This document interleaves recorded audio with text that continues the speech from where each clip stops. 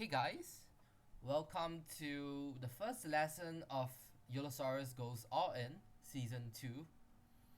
This is going to be a lesson on turn play as the caller. So here are some of the topics covered in today's lesson. Board texture, turn defense, so I'm going to talk about calling the turn as well as raising the turn, facing a check, stabbing the turn or river, and block betting. And finally, we will be talking a little about turn check raising as the preflop raiser. So here's a quick recap from some lessons taught in Season 1 of Yolosaurus Goes All In. So we know that the preflop raiser tends to see bet on the flop with a wider range of hands. However, the preflop caller tends to call the flop mostly with pairs and draws. This asymmetry in ranges results in the preflop caller gaining equity on some turns and losing equity on others. So what are some good turns for the preflop caller? So pairing cards tend to be good for the preflop caller, especially when the bottom or middle card pairs. This is because the preflop raiser will often check when he has middle or bottom pair. Coordinating cards also tend to favor the preflop caller more. What you notice is that the preflop raiser's betting range is usually wider on the majority of flops as compared to the preflop caller's calling range. As such, the preflop caller is going to have a higher proportion of straight draw combinations as opposed to the preflop raiser, especially on the coordinating turn card. You'll also notice that the preflop raiser will sometimes check some of his straight draw combos. So this further increases the difference in both players' ranges in terms of the number of straight draw combinations that each of them can have.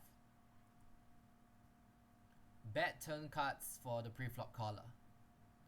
So the first kind of bad turn card is usually the overcard. So what's important here is that the turn card shouldn't be coordinating and it shouldn't be a low paired board. So to elaborate further, King 10-5. Yes, the ace is an overcard to the king and the 10 and the 5, but it coordinates the board further. So it improves hands like ace queen, ace jack, and queen jack. So the overcard here isn't that great because it coordinates the board further, which is mentioned here. Coordinating cards tend to favor the preflop caller more. I guess in this case, the ace here is kind of like a neutral card, which is not really favoring anyone. The second type of board is a non-ace high card on a low paired board. So what you find on a 5 deuce deuce rainbow board is that the preflop caller tends to have most ace highs here, especially if the preflop raiser raises from late position. The preflop caller calls in a big blind and then he c-bets on the flop. So the ideal strategy is to defend almost every ace high here, and thus the ace on the turn in this case tends to favor the preflop caller's range more.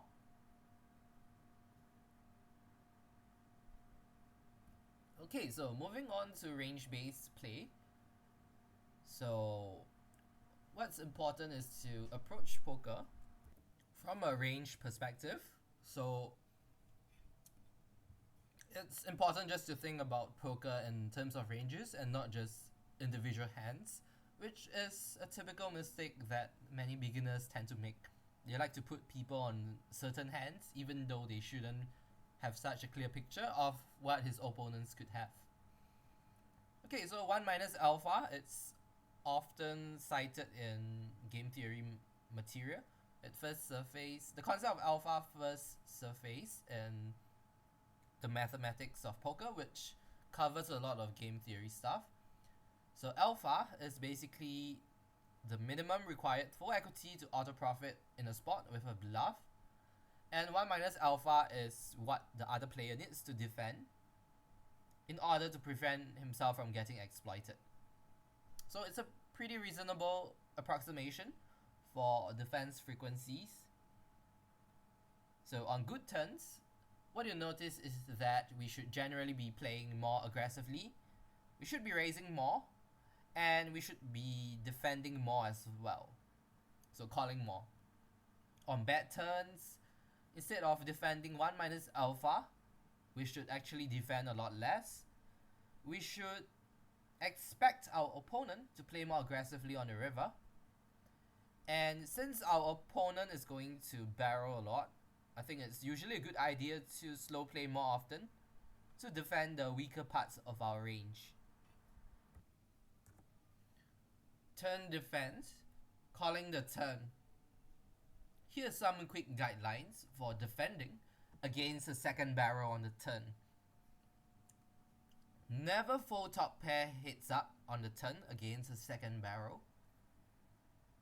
Usually fold gut shots unless your opponent bets really small. Usually fold bottom pair. So I might consider defending gut shots and bottom pair if either the opponent bets really small or he has a big imbalance in his game plan, meaning he double barrels too often and doesn't triple barrel often enough. So that might lead me to want to call twice lighter. Usually call or at least raise with an open-ended straight draw or a flush draw. When ranges are tight, and my definition of a tight range is when ranges are 20% or below. So you can probably fold second pair. So when our range is tight, ranges are at its tightest when there's an under the gun player or a middle position player involved. When ranges are wider than usual, you should probably be calling some second pairs sometimes. So my definition of wide is more than 40%. Of course, sometimes people open like 30% from the cutoff, but this is just a general guideline. So there can be some gray areas here. Okay, so we should be raising the turn not only with monsters, which means 2 pairs and better, but we should also add a mix of like draws. So flush draws, straight draws, combo draws. And especially if you have position, I would recommend raising bottom pair or middle pair once in a while, especially if you think those hands aren't strong enough to call the turn. Why is that good? It's because your opponent might bet call the turn with a draw, and if the river breaks off and he checks, you can check back and win like maybe 10 to 20% of the time, which is pretty nice, and it helps you to balance part of your range. So your opponent cannot just bet call with all his top pairs. We generally want to be playing second pair or third pair with a flush or straight draw passively. So ideally we should be able to get to the river with some flush draws after having called twice. I guess this might be more relevant as the preflop raiser, whereby maybe you bet the flop. With a flush draw, you turn a pair and then you check call. But I think in general, whenever I have a pair, I prefer to play more passively. Raising only narrows your opponent's range, and the likelihood that your pair out is that your pair's showdown value is good is a lot less when your opponent has a much stronger range. So I think in general, I just like to play pairs more passively. And it's always good to have the flush draw or the straight draw when you check call twice and your opponent tries to wrap the draw completing. So that would be nice.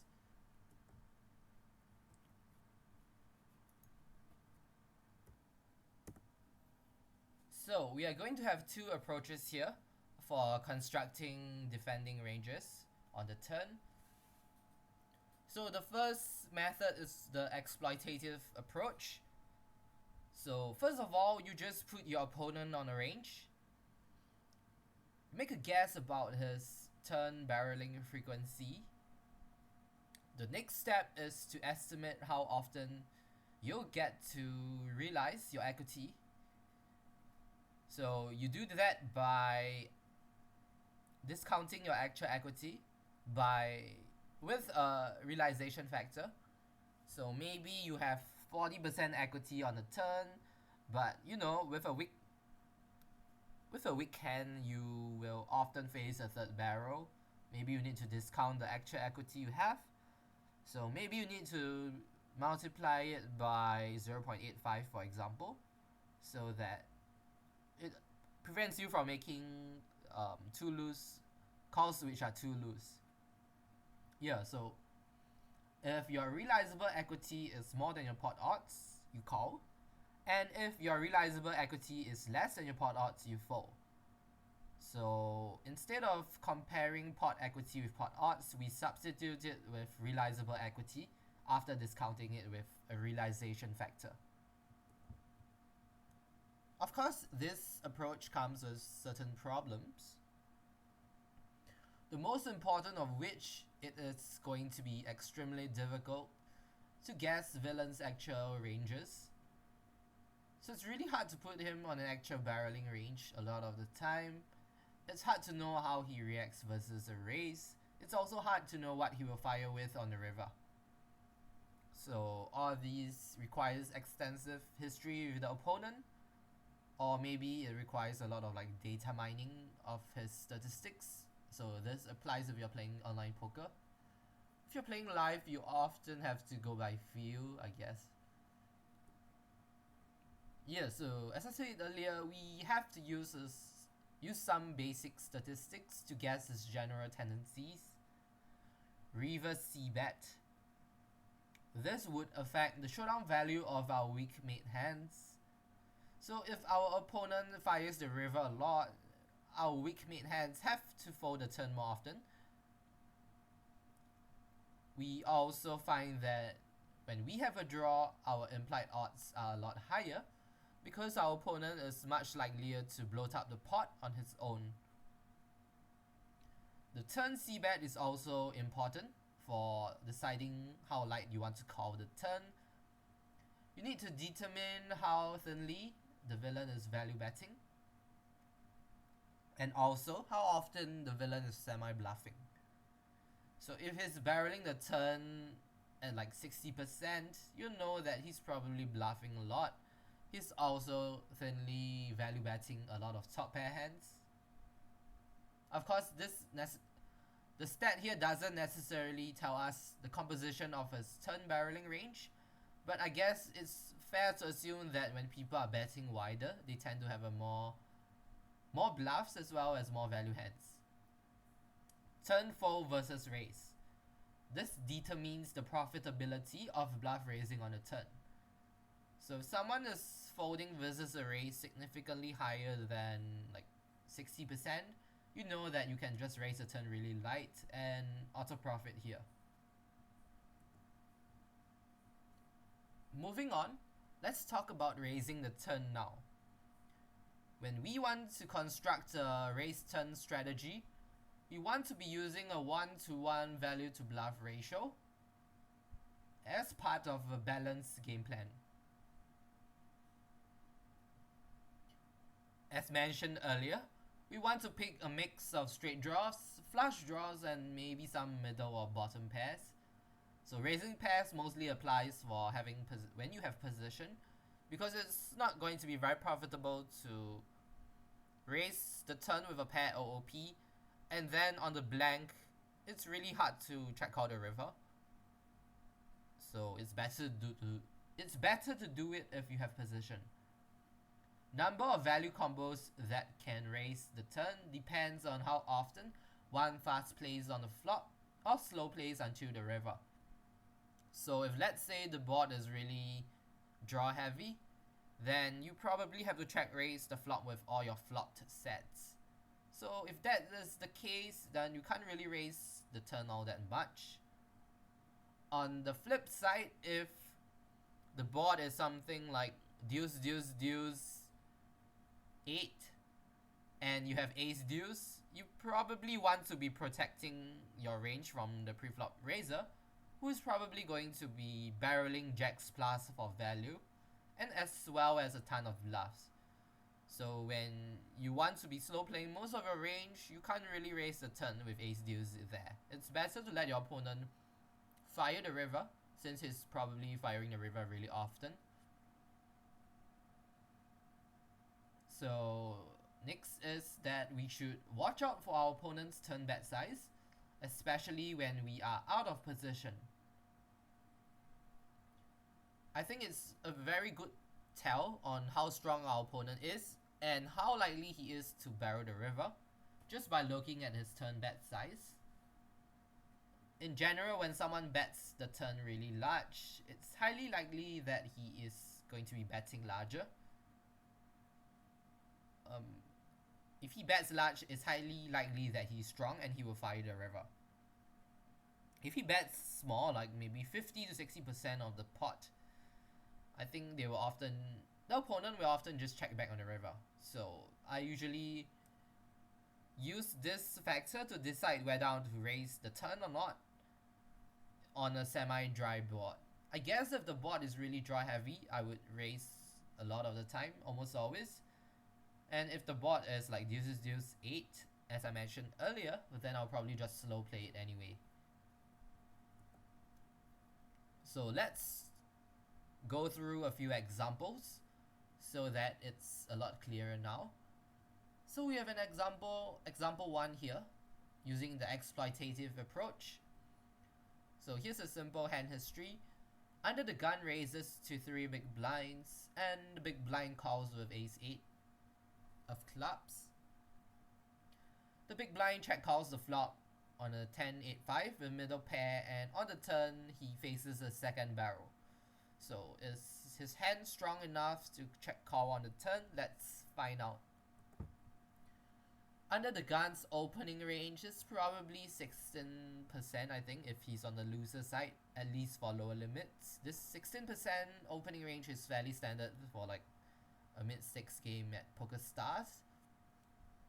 Turn barrel range, so I think any draw with no pair is pretty reasonable. King 10 and above as part of value range is also reasonable.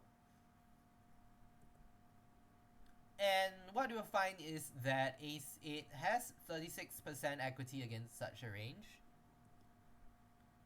So we know our actual equity against our opponent's probable turn barrel range, but we want to be finding out our realizable equity instead to decide if we should call the turn or not. So realization factor, we find that for draws, the realization factor tends to be more than 1. This is because we have implied odds. Our opponent will often just barrel when he hits.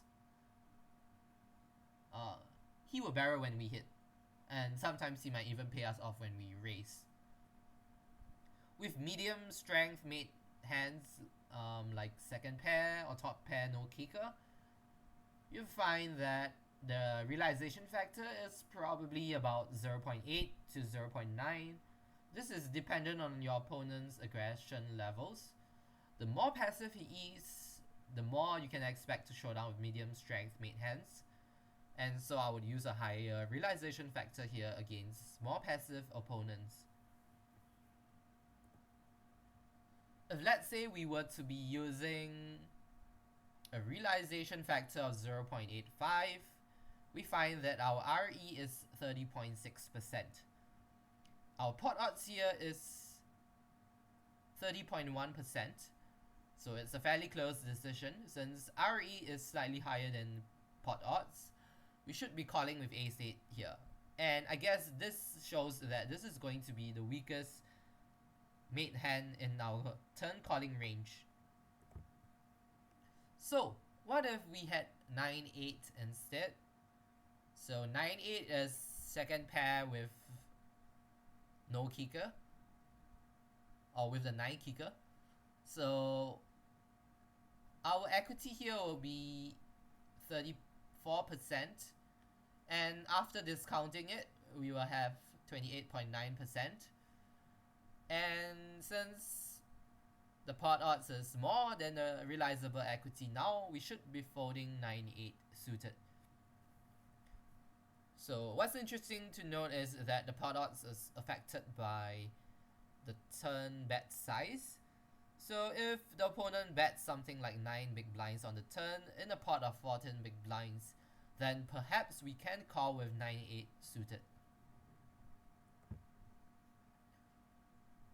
Using the same example, but with the GTO approach now. So the general approach is to look at your opponent's bet size, calculate your opponent's auto profit frequencies, which is represented by the symbol alpha.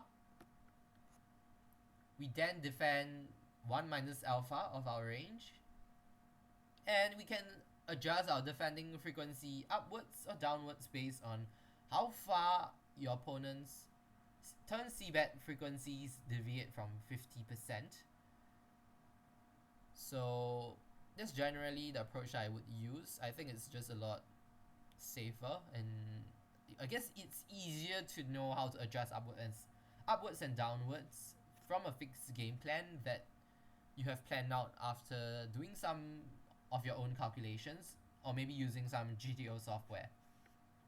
Of course, the 1 minus alpha method isn't perfect. In a lot of cases, it isn't the right way to defend, but it's close enough as an approximation, so I'm just going to be using it.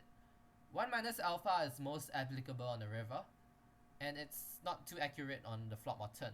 Maybe it might differ by a few percent, but I guess it's generally good enough. Okay, so here is what the big blind's flatting range could look like. The top 16% of hands. Oh no, wait. It's not the top 16% of hands because we are 3-betting queens plus and ace king, but we are flatting some hands weaker than the top 2.56% of hands. Okay, so our opponent needs 38.1% for equity to auto profit here. Let's see the flop. Oh, that's his flop auto profit frequency. Oh yeah, I guess I'm trying to find out his turn range, his turn starting range or his flop defending range. Yeah. So with some adjustments here, let's assume that we will be raising our sets really often here, and when we find that we are defending a lot more with raising as opposed to calling, we can actually afford to defend less. So we're going to be defending the top 57% of our 16% range. So on the flop, we find that we have 197 combos. 57% of this range is 112 combos. So you can pick the top 112 combos here based on equity and nut potential. So of course we are going to be raising some hands here, so we do not include every single hand we are defending here. We just include the hands that the big blind is going to be calling the flop with. So don't include sets, because sets would usually raise the flop. So our defending range will probably comprise most pocket pairs, 8x, 10x, and 5x, or straight draws and all flush draws. So it's just a rough approximation, it doesn't need to be perfect. Here it is stated that I need 112 combos, but over here I selected 116 combos. So we are defending a bit wider, but it doesn't matter too much. I also opted to choose ace of heart with a queen over pocket deuces and pocket threes. This is mainly for board coverage and range protection reasons. So on an ace or a queen, our opponent cannot just keep on barreling us. We have more top pair combinations. And pocket threes, pocket deuces tend to play really poorly. So I think I just rather fold them and defend ace queen with the backdoor draw instead. If you feel like you need to be raising the flop more often, you can just pick out some ace heart queen or queen heart ace combinations. So the optimal value to bluff ratio on the flop is about 1:1.5 to 2. So why is that the case? I actually explained it in my GTO course, but I think it might be a bit too advanced for this course. So just take my word for it. Something like 1 value hand for every 1.5 to 2 combos of bluffs is probably about right. Okay, so after eliminating the raising range, which includes like sets and 2 pairs, I guess I left a set of 5s inside, and I opted to raise with 10s and 8s and 10-8 suited. It's fine, I think, to slow play once in a while. Combo draws, I opted to fast play most of the straight and flush draw combinations. Also, I'm more inclined to raise the straight draw if it comes with a backdoor flush draw. So basically, out of the defending range mentioned here, I remove the raising range, and I'm left with 99 combinations of whatever's left behind, which is selected here on the left side. And since we are raising 17 out of 116 combos, we get a flop raising frequency of about 15%. So turn play, the opponent bets, under the gun player bets 11 into a pot of 14.5. So his auto profit frequency here is about 43.1%. So assuming we are still defending about 57% of our turn starting range, we need to be defending approximately 56 combinations. Yeah, so just pick out the top 56 combinations. So here's the defending range.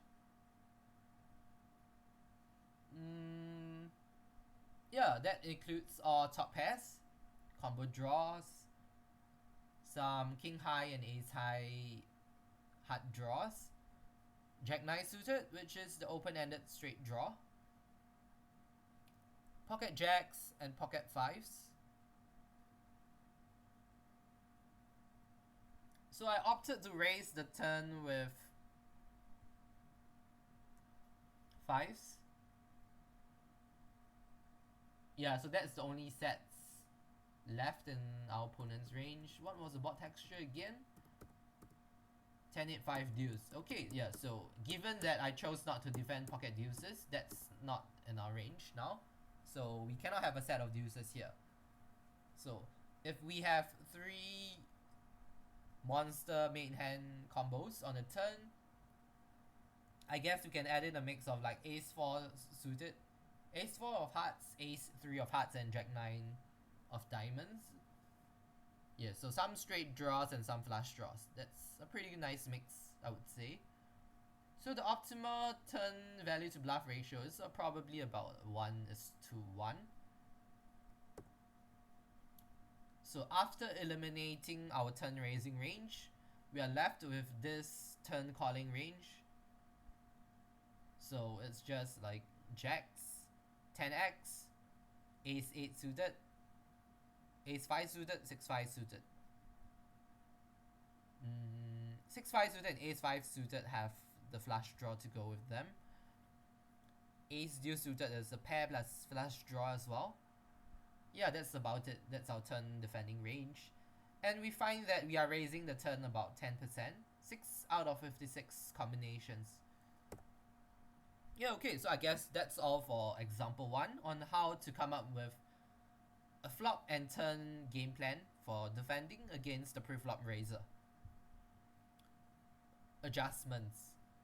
If the flop or turn favors your range more, defend more than the minimum defense frequency. So I kind of mentioned this in an earlier slide. If the flop favors your opponent's range more, defend less than the minimum defense frequency. Okay, so next step is how do we actually determine if the flop or turn favors us or our opponents more. So I think we just want to measure our equity on a previous street and compare it to our current equity on a particular street. So here's an example. Let's say that under the gun has 54% equity and the big blind has 46% equity here. So how do we interpret this? I would say that on average, the preflop raiser will have 54% equity on the flop. The preflop caller will have 46% equity on the flop. So any flop which gives the preflop caller more than 54% equity is a flop which benefits him more. Not 54 but 46 since I'm talking about the caller now. So let's say on this 10-8-5 board, the preflop caller's equity rose from 46% to almost 48%.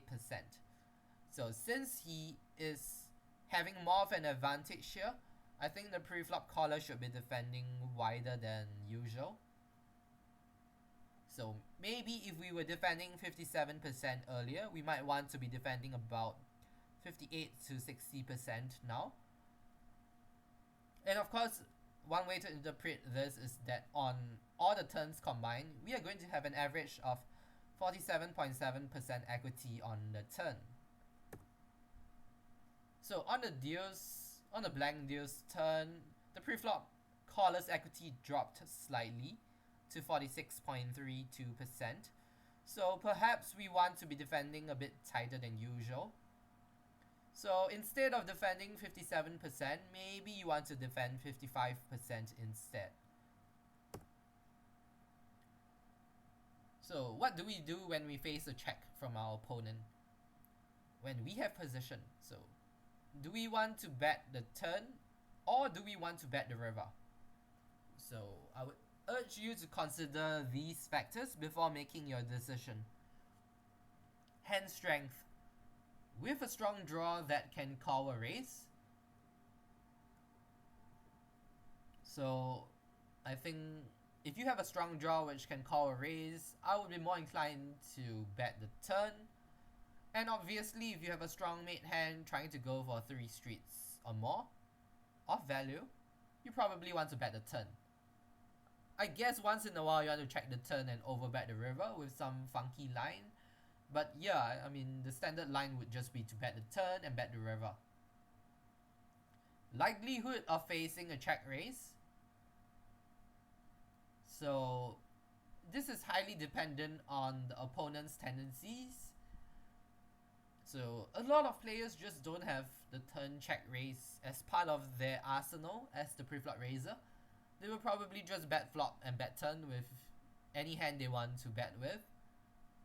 So if they had a monster hand, they would just bet the turn. If they have a draw, they would just bet the turn as well. Versus such guys, I'm heavily inclined to just bet the turn with my bluffs or draws. It also depends on the board textures.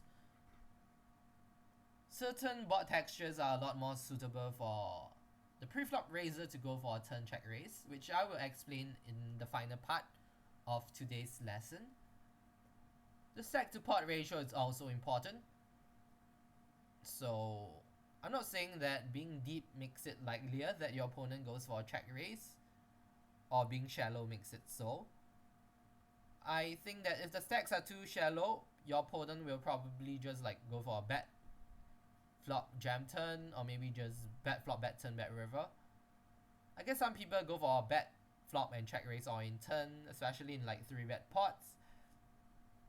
But having deep stacks is going to be a huge incentive. That is going to be a huge incentive for the preflop raiser to want to put in a raise somewhere when he has a strong hand and when you show any signs of weaknesses and he is on the bluff. Yeah, so I think a higher stack to pot ratio might encourage certain players to raise more. Once again, this is highly dependent on the opponent's tendencies, honesty of the player on the turn and or the river. So I guess this is kind of like your opponent's tendencies.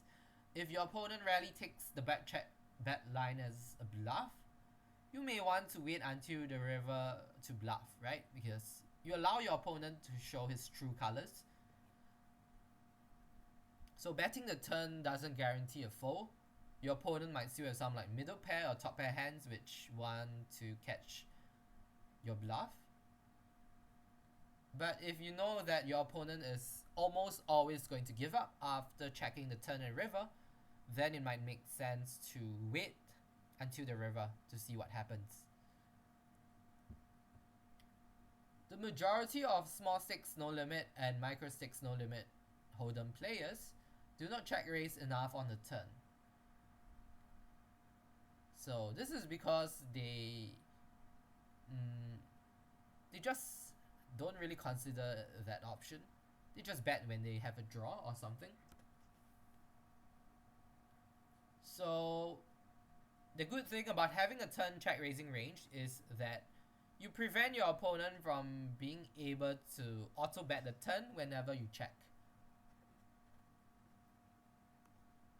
So by putting the fear of a check raise in him, you discourage him from betting all the time, and this allows you to see a free river cut when you have a weak hand. And if you do end up check raising the turn and you hit on the river, this allows you to win a bigger pot. Sometimes if your opponent just bets his gut shot on the turn and you check raise on the turn, he might be blown off his hand and he'll be forced to fold, I suppose. But in general, I think betting the turn is usually superior to betting the river, and I would use it as my default line. Once in a while, I will check the turn and bet the river instead for balance if I have a draw, which missed. And in instances where the opponent is likely to have a check raising range on the turn, I will consider checking back. So here's example 3. Stabbing the turn. The button raises to 3 big blinds with 9-8 of clubs. The big blind 3 bets and the button calls. The button calls on the flop and the turn is a blank. So what should the button do here? What you notice is that the button has many floats here. So like Jack 9 suited, 8-9 suited, 6-8 suited. Maybe Ace Queen would often call, Ace Jack or King Queen with a big heart. Since the button has many floats, the big blind, the button can be expected to bet the turn very often when check 2. The big blind might want to go for a turn check raise a lot of the time. The button should consider checking back the turn sometimes. So what are some of the negative consequences of choosing to bet the river instead of betting the turn? I think that the big blind will sometimes hit or be able to bluff on an ace, king or queen river. And at lower limits, people do not check raise too much on the turn. So as an exploit, I will be betting the turn a lot more often in the button's shoes. Block betting the turn in position. Some hands are often vulnerable and require protection, such as small pairs. Putting in a normal bet isolates our hand against stronger holdings, and checking gives our opponent a free river cut. So if he has like 2 overcuts, he has approximately 12 to 13% chance to improve to the best hand, to top pair. So what are some of the benefits of betting very small on a turn? First of all, you lose less versus stronger hands. So in a way, you're buying yourself a cheap showdown. So if your opponent has a weak top pair hand or maybe a second pair hand which is stronger than yours, you could block bet the turn and maybe the river goes check check. You get a cheap showdown. Secondly, you can obtain some thin value from some weaker hands. So if you had a low pocket pair on a dry low board, your opponent will be tempted to check call the turn with ace king.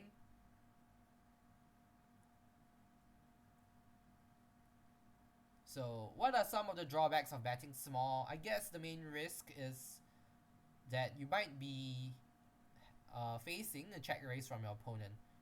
So the small block bet will often induce a check raise bluff from mediocre opponents. So they will just view your small bet as weakness and pounce on it. But many opponents just do not have check raising ranges in certain spots, so you can just punish it by making really light calls. Yes, so I would say that most players do not have value check raising ranges in many situations on many bots. Their ranges will be too bluff heavy, and when that's the case, we can consider hero calling. Versus guys who are too spazzy, take this line with the nuts to induce bluffs. So especially when the guy like snap checks the turn, he seems to be giving up, then maybe just bet 1/4 pot to induce something. Of course, if we think he is often going to check call the turn with his top pair hand, then we might just want to bet larger. I just think that the benefits outweigh the drawbacks of the turn block bet in many situations. So let's just take a look at some examples here. The cutoff raises, the button calls, the cutoff bets the flop. On a 10-4-5 board, the turn brings another 4. I guess there's an error in the hand history, but never mind. So the cutoff checks, the button bets 1/4 of the pot. So why is this a good play here? The majority of players will never have a value check raising range here, besides maybe pocket 10s, which will often actually just check the flop right away. And if you block bet here with a hand like pocket 6s, what you'll find is that mediocre aggressive players will just spaz check raise bluff here against your block bet, even if they never have a game plan here for value check raising anything. So when you know your opponent's imbalance, you can just be prepared to call down really light against someone who is repping nothing. If your opponent calls, he will often have like ace king and ace queen. So if he leads on an ace river, you just want to be folding to him. Turn check raising range as the preflop raiser. What are some of the ways we can get exploited if we don't have a turn check raising range? So as just mentioned in the previous part, our opponent will just bet very frequently when check 2. He will strongly favor bluffing the turn over bluffing the river. He can also bet very small on the turn if we do not construct a well-balanced turn raising strategy as the preflop raiser. This allows him to buy himself chip showdowns with weak marginal hands. So what are some suitable spots for constructing a turn check raising range? Firstly, when our opponent is expected to bet frequently when check 2, so 70% or above. So similar to always checking to the preflop raiser on the flop. So why does the preflop raiser always check the flop? This is because, especially back in the old days, before understanding of poker was like, before we got to this point where everyone's understanding of poker is a lot higher, a lot more developed, I think people just check to the preflop raiser because we expect him to bet very often when check 2, right? So when that's the case, it's just better to adopt a wait and see approach.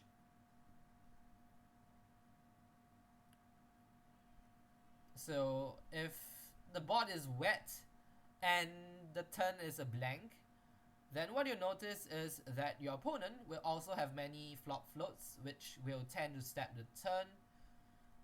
So this makes it likely that this criteria, your opponent betting 70% or more when check 2, is going to be fulfilled on this particular board texture.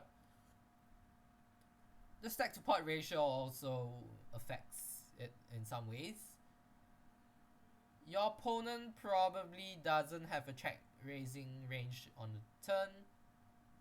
If the stack sizes are like really shallow, like maybe in a 4-bet pot, your opponent bets really small on the flop, there's a pot size bet on the turn. I don't think people go for a check raise on such a board, but maybe in a 3-bet pot, people might bet the flop and check jam the turn. If the stacks are deeper, maybe the preflop raiser might want to check raise sometimes. So what are some of the hands to do it with? Firstly, value hands. So middle set or bottom set are nice hands to raise the turn with. First of all, we do not block our opponent's weak mate hands, which will often check back the turn. So people usually check back the turn with middle or bottom pair. We do not block draws, which are hands which will bet the turn often. We also do not block top pair, which are hands which will sometimes bet the turn for value, especially if they have a stronger kicker. Bluffs.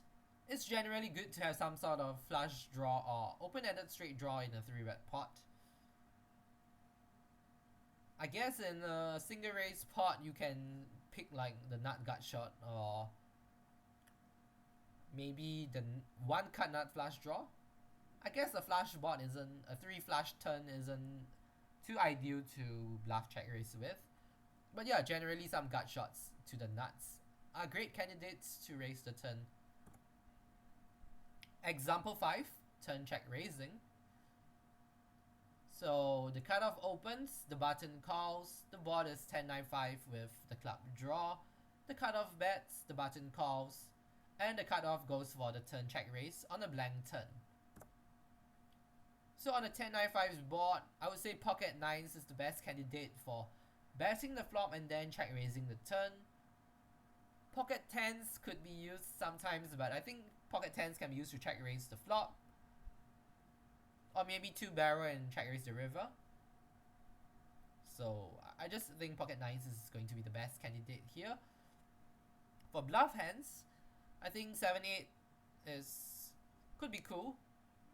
You could potentially fold your opponent out of king-queen. King-queen draws to the nut straight, right, on the jack. So maybe your opponent might call a second barrel with king-queen but fold to a turn check raise with king-queen. So that allows you to cleanse your outs. That's going to be explained in lesson 3. Some flush draws. I guess if your opponent is tough, it's good to have a mix of hands. Occasionally with ace of club king type of hand, and you can just bluff on a club river. Okay, so this is it for lesson 1. I hope you guys enjoyed this video. Do let me know if you have any questions, and feel free to drop me an email if you need some help. I have prepared homework for every single lesson, so check out the homework. After you're done with the homework, just take a quick look at the answers. The questions aren't too difficult, they won't be too time consuming, kind of like bite size. Yeah, okay, so I guess that's all for this lesson. See you guys in lesson 2, where I'll be talking about river play. So, see you!